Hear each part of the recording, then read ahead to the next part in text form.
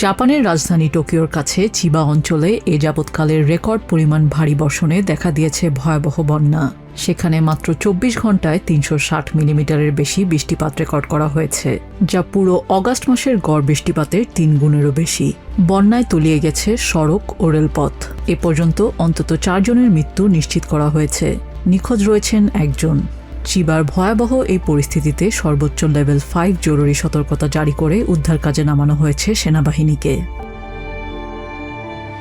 এই রেকর্ড বৃষ্টিপাত ও আকস্মিক বন্যার সবচেয়ে বড় প্রভাব পড়েছে টোকিওর প্রধান বিমানবন্দর নারিতা ইন্টারন্যাশনাল এয়ারপোর্টে। ট্রেন চলাচল বন্ধ ও সড়ক যোগাযোগ বিচ্ছিন্ন হয়ে পড়ায় বিমানবন্দরের টার্মিনালগুলোতেই আটকা পড়েছেন প্রায় ৭,০০০ দেশি বিদেশি যাত্রী।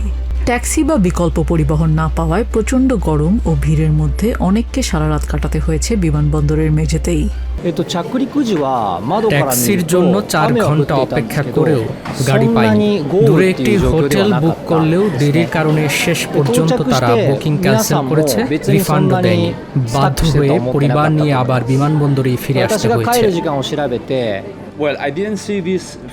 বিমানবন্দরের পুরো মেঝে জুড়ে মানুষ ঘুমাচ্ছে। প্রায় প্রতিটি কোণেই মানুষ তাদের স্লিপিং ম্যাট বিছিয়ে রাত কাটিয়েছে। এরকম দৃশ্য আগে কোনোদিন দেখিনি। বন্যায় কেবল যোগাযোগ ব্যবস্থায় থমকে যায়নি, প্লাবিত হয়েছে চিবা শহরের বড় বড় শপিং মল থেকে শুরু করে আবাসিক এলাকাগুলো।